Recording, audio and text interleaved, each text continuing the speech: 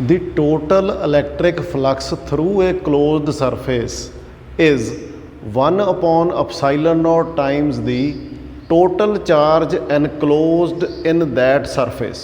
ਸੋ ਇਹਦੇ ਵਿੱਚ ਆਪਾਂ ਹੁਣ ਇਹ ਦੇਖਾਂਗੇ ਪਹਿਲਾਂ ਤਾਂ ਵੀ ਕਲੋਜ਼ਡ ਸਰਫੇਸ ਕਿਹਨੂੰ ਕਹਿੰਦੇ ਆ।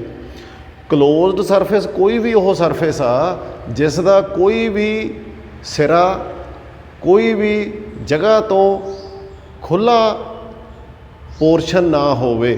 ਜਿਵੇਂ ਕਿ ਮੇਰੇ ਕੋਲ ਆਹ ਇੱਕ ਬੋਲ ਆ, ਤੋ ਬੋਲ ਆ ਜਿਹੜੀ ਜੇਕਰ ਇਹਦੇ ਸੈਂਟਰ ਦੇ ਉੱਤੇ ਇਹ ਸਫੈਰੀਕਲ ਬੋਲ ਦੇ ਸੈਂਟਰ ਦੇ ਉੱਤੇ ਇੱਕ ਚਾਰਜ ਪਿਆ ਹੋਵੇ ਤੇ ਇਹ ਸਾਰੀ ਬੋਲ ਉਹਨੂੰ ਕਵਰ ਕਰਦੀ ਹੋਵੇ, ਢੱਕਦੀ ਹੋਵੇ, ਬੰਦ ਕਰਦੀ ਹੋਵੇ, ਤਾਂ ਇੱਦਾਂ ਦੀ ਸਰਫੇਸ ਨੂੰ ਆਪਾਂ ਕਲੋਜ਼ਡ ਸਰਫੇਸ ਕਹਿ ਦਿੰਦੇ ਹਾਂ।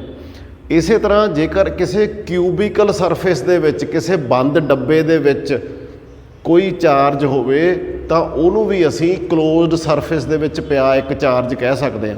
ਸੋ ਕਲੋਜ਼ਡ ਸਰਫੇਸ ਤੋਂ ਬਾਅਦ ਹੁਣ ਦੂਜੀ ਗੱਲ ਆਉਂਦੀ ਆ ਵੀ ਇਲੈਕਟ੍ਰਿਕ ਫਲਕਸ ਕੀ ਹੁੰਦੀ ਆ। ਇਲੈਕਟ੍ਰਿਕ ਫਲਕਸ ਹੁੰਦੀ ਆ ਨੰਬਰ ਆਫ ਫੀਲਡ ਲਾਈਨਸ ਜਾਂ number of electric field lines which are passing through a area perpendicularly, normally ਵੀ ਕਹਿ ਦਿੰਦੇ ਆ। ਸੋ ਇਲੈਕਟ੍ਰਿਕ ਫਲਕਸ ਦੀ ਇੱਕ ਐਪਲੀਕੇਸ਼ਨ ਆ ਗੌਸ ਲਾ। ਕਲੋਜ਼ਡ ਸਰਫੇਸ ਦੇ ਵਿੱਚ ਜੇਕਰ ਕੋਈ ਚਾਰਜ ਪਿਆ ਹੋਵੇ, ਸਪੋਜ਼ ਕਰ ਲਈਏ ਆਹ ਮੇਰੇ ਕੋਲ ਇੱਕ ਸਫੀਅਰ ਆ, ਮਾਈਂਡ ਇਟ ਬੋਰਡ ਦੇ ਉੱਤੇ ਇਹ ਇੱਕ ਸਰਕਲ ਲੱਗਦਾ ਪਰ ਇਟ ਇਜ਼ ਏ ਸਫੈਰੀਕਲ ਬੋਲ ਲਾਈਕ ਸਰਫੇਸ। ਤੋ ਸਰਫੇਸ ਅਸੀਂ ਇੱਕ ਸਫੈਰੀਕਲ ਕੰਸੀਡਰ ਕਰ ਲਈ। ਸਪੋਜ਼ ਕਰ ਲਈਏ ਇਹਦੇ ਸੈਂਟਰ ਦੇ ਉੱਤੇ ਇੱਕ ਪਲੱਸ ਕਿਊ ਚਾਰਜ ਪਿਆ ਹੈ।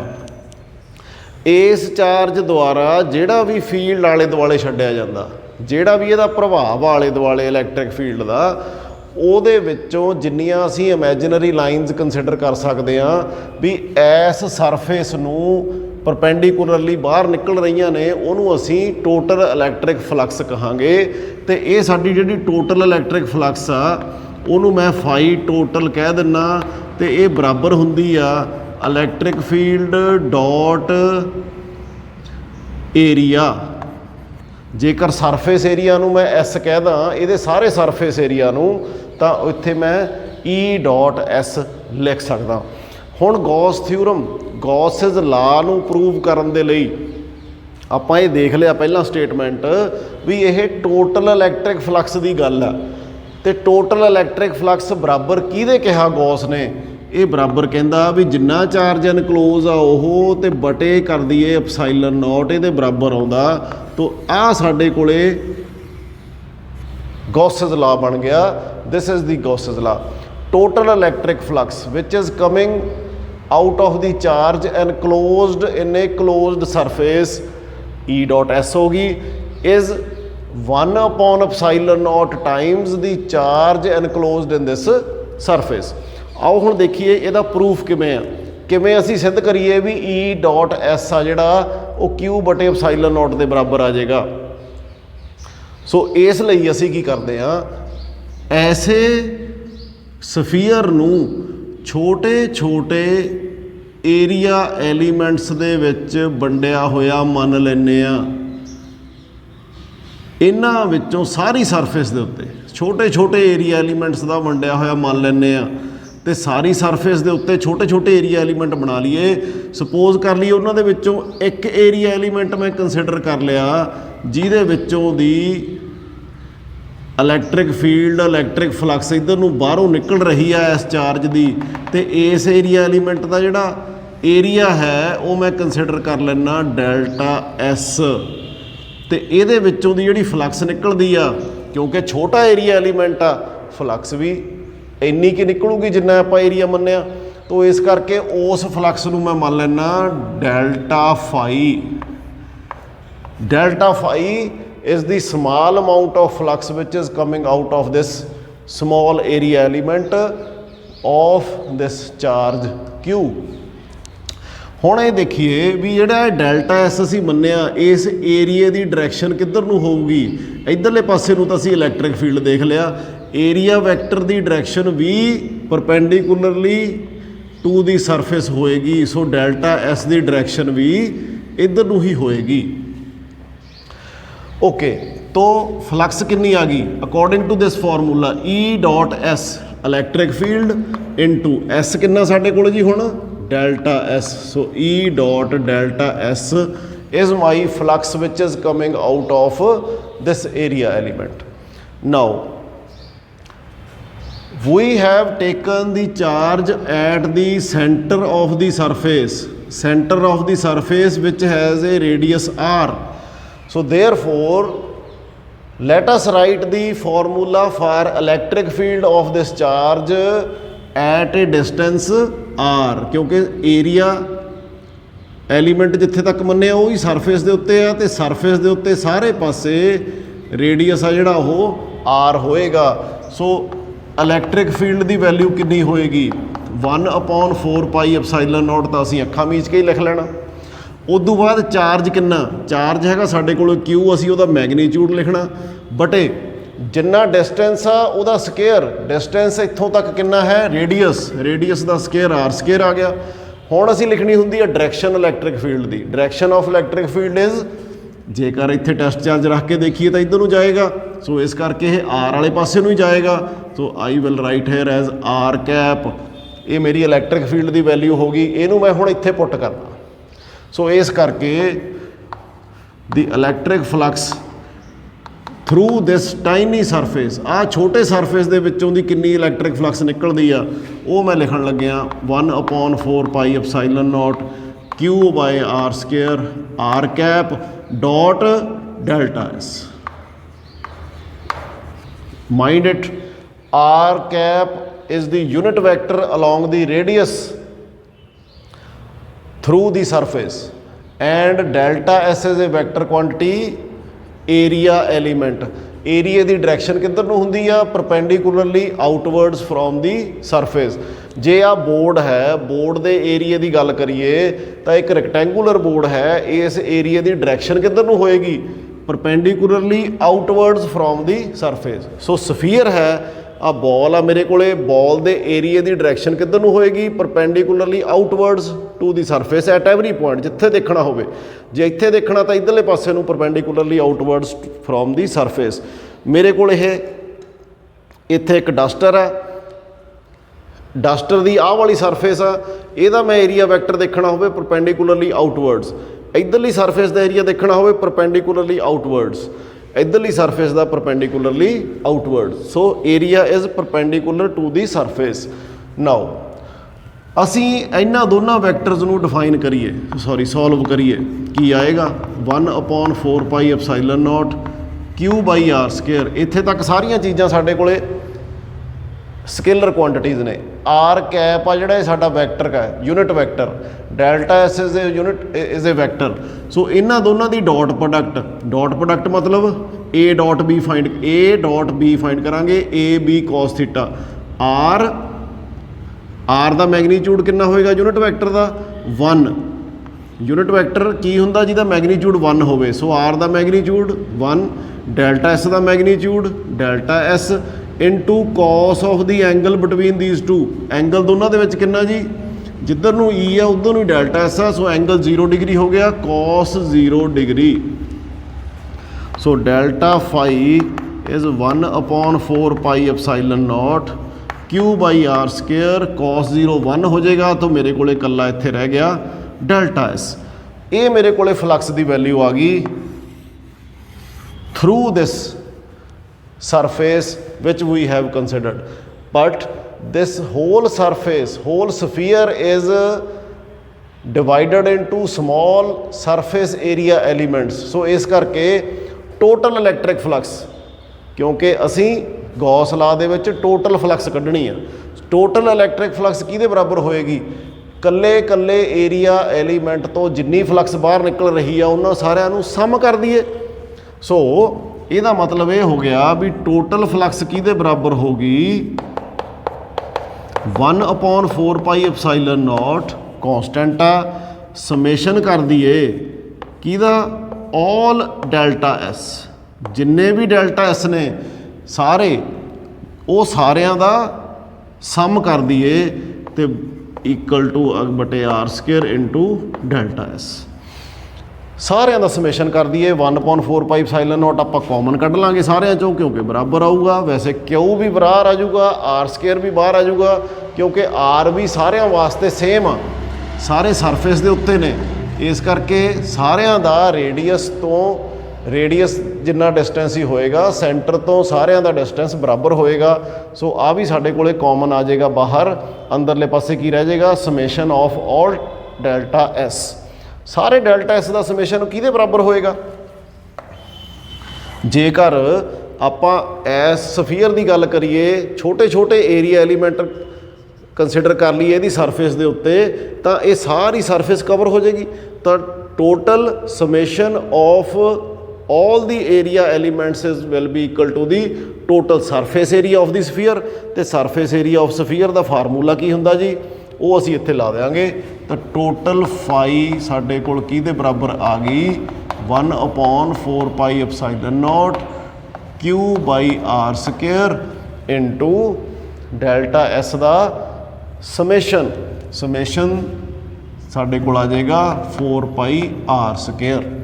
ਤਾਂ ਇੱਥੋਂ ਹੁਣ ਅਸੀਂ ਦੇਖੀਏ 4 ਪਾਈ ਦੇ ਨਾਲ ਸਾਡੀ 4 ਪਾਈ ਕੈਂਸਲ ਹੋ ਜਾਏਗੀ, ਆਰ ਸਕੇਅਰ ਦੇ ਨਾਲ ਆਰ ਸਕੇਅਰ ਕੈਂਸਲ ਹੋ ਜਾਏਗਾ and we are left with phi total equal to Q ਉੱਪਰ ਬਚ ਗਿਆ, ਨੀਚੇ ਬਚ ਗਿਆ ਐਪਸਾਈਲਨ ਨੋਟ।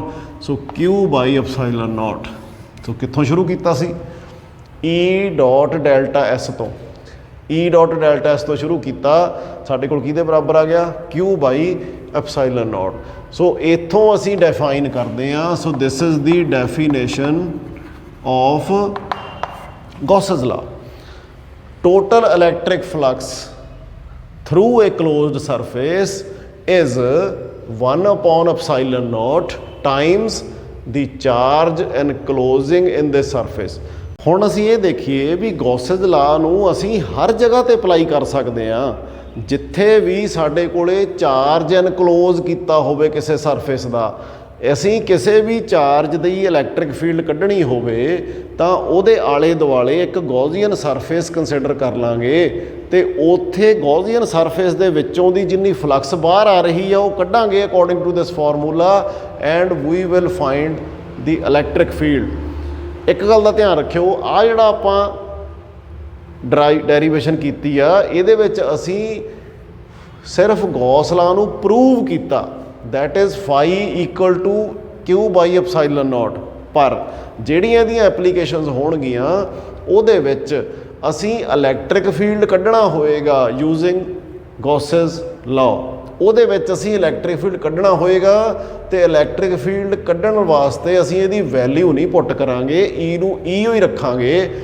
ਕਿਹੜੀ ਕਿਹੜੀ ਚੀਜ਼ ਦੀ ਵੈਲਿਊ ਪੁੱਟ ਕਰਾਂਗੇ, ਜੇ ਮੰਨ ਲਓ ਸਾਨੂੰ ਚਾਰਜ ਪਤਾ ਕਿਸੇ ਜਗ੍ਹਾ ਤੇ, ਐਪਸਾਈਲਨ ਨੋਟ ਦੀ ਵੈਲਿਊ ਤਾਂ ਸਾਨੂੰ ਪਤਾ ਹੀ ਆ 8.854 × 10⁻⁻12 ਤੇ ਚਾਰਜ ਪਤਾ ਹੋਵੇ ਐਪਸਾਈਲਨ ਨੋਟ ਪਤਾ ਹੋਵੇ, ਏਰੀਆ ਦੇਖਾਂਗੇ, ਏਰੀਆ ਉਸ ਸਰਫੇਸ ਦਾ ਜਿਹੜੀ ਦੇ ਵਿੱਚੋਂ ਫਲਕਸ ਬਾਹਰ ਆ ਰਹੀ ਆ ਤੇ ਇਲੈਕਟ੍ਰਿਕ ਫੀਲਡ ਕੱਢ ਲਵਾਂਗੇ ਏਰੀਆ ਨੂੰ ਉੱਧਰ ਲੈ ਕੇ ਜਾ ਕੇ। ਹੁਣ ਅਸੀਂ ਇੱਕ ਕੰਸੀਡਰ ਕਰੀਏ, ਸਪੋਜ਼ ਕਰ ਲਈਏ ਜੇਕਰ ਕਿਸੇ ਗੌਸੀਅਨ ਸਰਫੇਸ ਦੇ ਵਿੱਚ ਚਾਰਜ ਨਾ ਹੋਵੇ ਤਾਂ ਫਲਕਸ ਕਿੰਨੀ ਆਊਗੀ। ਸਪੋਜ਼ ਕਰੀਏ ਮੇਰੇ ਕੋਲੇ ਇੱਕ ਗੌਸੀਅਨ ਸਰਫੇਸ ਆ, ਸਿਲੰਡਰੀਕਲ ਗੌਸੀਅਨ ਸਰਫੇਸ ਆ ਤੇ ਇਹਦੇ ਵਿੱਚ ਇਹ ਗੌਸੀਅਨ ਸਰਫੇਸ ਕਿਸੇ ਇਲੈਕਟ੍ਰਿਕ ਫੀਲਡ 'ਚ ਪਈ ਆ। ਇਲੈਕਟ੍ਰਿਕ ਫੀਲਡ ਇੱਥੇ ਮੈਂ ਐਕਸਿਸ ਬਣਾ ਦਿੰਦਾ ਸਿਲੰਡਰ ਦਾ। ਇਲੈਕਟ੍ਰਿਕ ਫੀਲਡ ਦੀ ਡਾਇਰੈਕਸ਼ਨ ਆ ਜਿਹੜੀ ਉਹ ਇੱਧਰਲੇ ਪਾਸੇ ਨੂੰ, ਇੱਧਰਲੇ ਪਾਸੇ ਨੂੰ ਇਲੈਕਟ੍ਰਿਕ ਫੀਲਡ ਹੋ ਗਿਆ।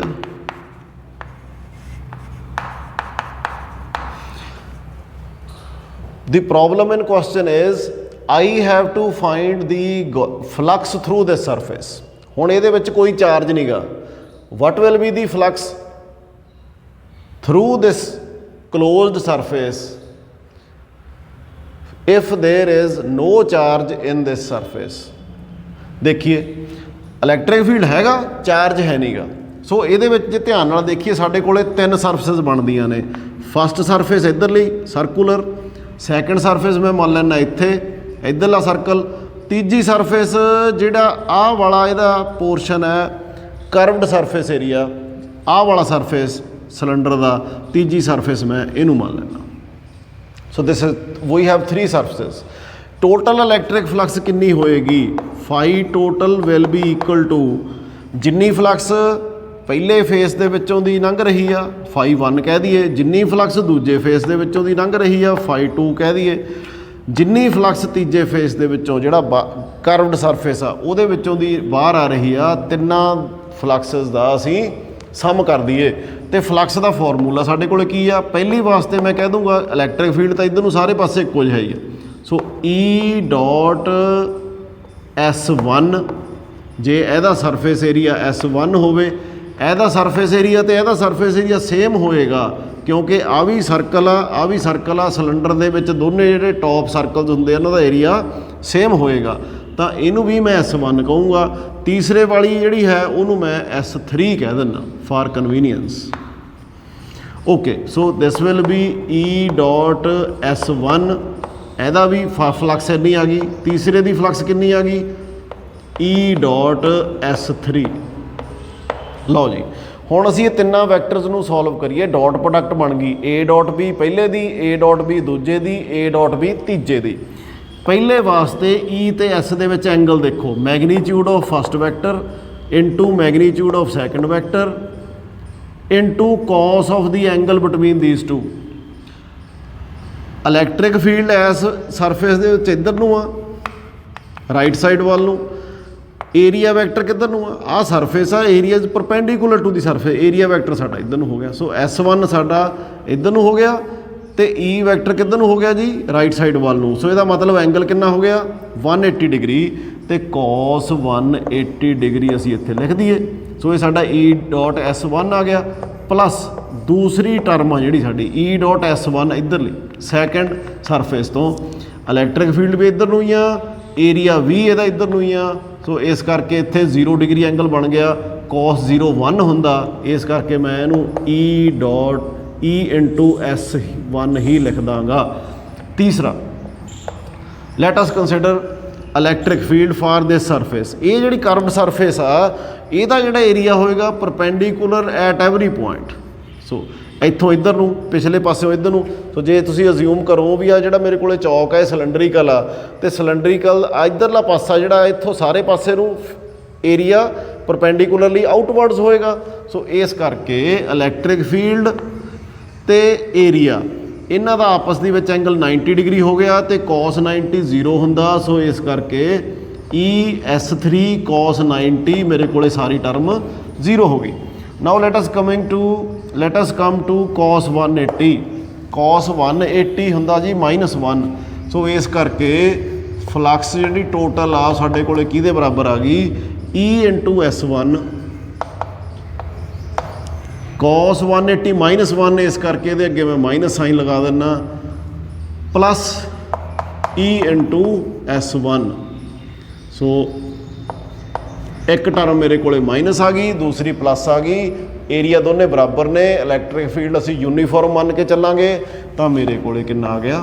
0। So total electric flux if there is no charge in the surface, Gaussian surface, no charge enclosing the charge, so total flux will be 0. ਸੋ ਇਹ ਅਸੀਂ ਧਿਆਨ ਰੱਖਣਾ ਵੀ ਗੌਸਸ ਲਾਅ ਅਸੀਂ ਉੱਥੇ ਹੀ ਐਪਲੀਕੇਬਲ ਆ ਜਿੱਥੇ ਬਾਹਰ ਵਾਲੀ ਸਰਫੇਸ ਕਿਸੇ ਚਾਰਜ ਨੂੰ ਐਨਕਲੋਜ਼ ਕਰਦੀ ਹੋਵੇ। ਹੁਣ ਇੱਕ ਕੇਸ ਆ ਜਾਂਦਾ, ਮੰਨ ਲਓ ਸਾਡੇ ਕੋਲੇ ਡਿਸਕ੍ਰੀਟ ਚਾਰਜ ਪਏ ਨੇ। ਡਿਸਕ੍ਰੀਟ ਮਤਲਬ ਜਿਹੜੇ ਕੱਲਾ ਕੱਲਾ ਦਾਣਾ ਤੁਸੀਂ ਗਿਣ ਸਕਦੇ ਹੋ, ਕੱਲਾ ਕੱਲਾ ਬਾਂਟਾ ਤੁਸੀਂ ਗਿਣ ਸਕਦੇ ਹੋ, ਉਹਨੂੰ ਅਸੀਂ ਡਿਸਕ੍ਰੀਟ ਪਾਰਟੀਕਲਸ ਕਹਿ ਦਿੰਦੇ ਹਾਂ। ਇਸੇ ਤਰ੍ਹਾਂ ਜੇ ਚਾਰਜ ਕਿਸੇ ਜਗ੍ਹਾ ਦੇ ਉੱਤੇ ਇਕੱਲੇ ਇਕੱਲੇ ਪਏ ਹੋਣ, ਸਪੋਜ਼ ਕਰ ਲਈਏ ਇੱਥੇ ਕਿੰਨੇ ਹੀ ਚਾਰਜ ਪਏ ਆ, number of charges are placed at some surface. ਅਸੀਂ ਇਹਦੇ ਵਿੱਚੋਂ ਗੌਸੀਅਨ ਸਰਫੇਸ ਕੰਸੀਡਰ ਕਰ ਲਈ ਇੰਨੀ, ਕੁਛ ਚਾਰਜ ਬਾਹਰ ਰਹਿ ਗਏ, ਕੁਛ ਚਾਰਜ ਅੰਦਰ ਰਹਿ ਗਏ। ਇੱਥੇ ਅਸੀਂ ਗੌਸਸ ਲਾਅ ਕਿਵੇਂ ਲਾਵਾਂਗੇ? ਬੜੀ ਇੰਪੋਰਟੈਂਟ ਗੱਲ ਆ, ਧਿਆਨ ਨਾਲ ਦੇਖਿਓ। ਇਸ ਜਗ੍ਹਾ ਦੇ ਉੱਤੇ ਗੌਸੀਅਨ ਸਰਫੇਸ ਜਿਹੜੇ ਚਾਰਜ ਐਨਕਲੋਜ਼ ਕਰਦੀ ਆ ਉਹ ਆਉਣਗੇ ਇੱਥੇ। जिन्ने चार्ज गॉसियन सरफेस आपदे विच एनकलोज करदी आ ओह आह वाला चार्ज आ, but the electric field is due to the whole charges. जिहड़े इधरले पासे वैल्यू आएगी इलैक्ट्रिक फील्ड दी, ओह इलैक्ट्रिक फील्ड आ सारे चार्जिज दा ही होएगा। गॉसेज थ्योरम, गॉसेज ला की है? Total electric flux through a surface is 1/ε0 times the charge enclosed in the surface. Enclosed मतलब बंद ने जिहड़े सरफेस दे विच। सो सरफेस दे विच जिहड़े बंद चार्ज ने वो आ चार्ज ने, पर जिहड़ा इलैक्ट्रिक फील्ड आ वो सारे दा इहदे विच कंसिडर हो जाएगा। सो इन्हां गल्लां दा असीं ध्यान रखना गॉसेज लॉ नूं यूज़ करदे होए। जिस तरीके की भी साडे कोले प्रॉब्लम इन क्वेश्चन होवे, सपोज करिए असी इलैक्ट्रिक फील्ड कढ़ना होवे किसी वायर दे उत्ते चार्ज आ, किसी वायर दे उत्ते चार्ज आ, सपोज करिए इत्थे वायर आ ते इहदे उत्ते चार्ज आ, we have to find the electric field of this wire at any place. जे इस जगह के उत्ते इहदा इलैक्ट्रिक फील्ड कढ़ना तो इस पॉइंट नूं मैं सरफेस के उत्ते रख के इहदे आले दुआले एक गॉसियन सरफेस सिमिट्रीकल जिहड़ी होवे, सिलेंडरीकल। जे हुण तार आ तो तार की सिमिट्री जिहड़ी वो सिलेंडर दे नाल मैच करदी आ। सो इस करके इहदे नाल असीं जिहड़ी गॉसियन सरफेस मन्नांगे वो सिलेंडरीकल मन्नांगे। जेकर कोई बॉल आ, छोटी जही लोहे की बॉल आ, इहदे उत्ते चार्ज आ सारी दे उत्ते, तो जेकर ये उत्ते चार्ज आ, असीं गॉसेज लॉ लगा के इहदा इलैक्ट्रिक फील्ड कढ़ना किसी पॉइंट दे, मान लो इस पॉइंट ते कढ़ना, तो इस पॉइंट नूं गॉसियन सरफेस मन के जे ये वाली सफैरीकल बॉडी आ तो ये आले दुआले भी सफैरीकल बॉडी ही कंसिडर करके इलैक्ट्रिक फील्ड कढ़िया जाऊगा, जिवें आपां इत्थे डिस्कस कीता। सो ये साडे कोले गॉसेज थ्योरम दा प्रूफ एंड किस तरीके नाल उहनूं असीं यूज़ करना। किसी सरफेस दे विच चार्ज है नहीं, असीं ये शो करना भी उत्थे इलैक्ट्रिक फ्लक्स जीरो होएगी, then you can take this procedure. तो जे साडे कोले असीं इलैक्ट्रिक फील्ड कढ़ना है, then according to the problem in question, जे लाइन चार्ज है तो सिलेंडरीकल सरफेस गॉसियन कंसिडर कर लांगे, जे सफैरीकल बॉडी है तो असीं उहदे आले दुआले एक सफैरीकल गॉसियन सरफेस कंसिडर कर लांगे। ध्यान सिर्फ इन्ना ही रखना भी इत्थे जिहड़ा चार्ज की वैल्यू लाउणी आ, वो जिहड़ा चार्ज सरफेस दे विच एनकलोज आ वो लाउणा, ते इलैक्ट्रिक फील्ड आ जिहड़ा वो सारे दा लगूगा। जेकर इदां दा केस होवे भी अद्धे चार्ज साडे गॉसियन सरफेस एनकलोज करदी आ, अद्धे नहीं करदी, जिहड़े एनकलोज करदी आ वो इत्थे आउणगे। सो इस तरीके नाल असीं गॉसियन थ्योरम नूं यूज़ करना है। मैं अपने हरेक वीडियो दे विच डिस्क्रिप्शन दे विच एक क्विज़ रखिया होया, ते तुसीं उस क्विज़ नूं सॉल्व करो तो ये चैक करो कि इस लैक्चर तो तुसीं किन्ना क सिੱਖਿਆ है। तो यही उम्मीद दे नाल भी तुसीं अज दे लैक्चर तो फ़ायदा लिया होएगा। Thank you very much.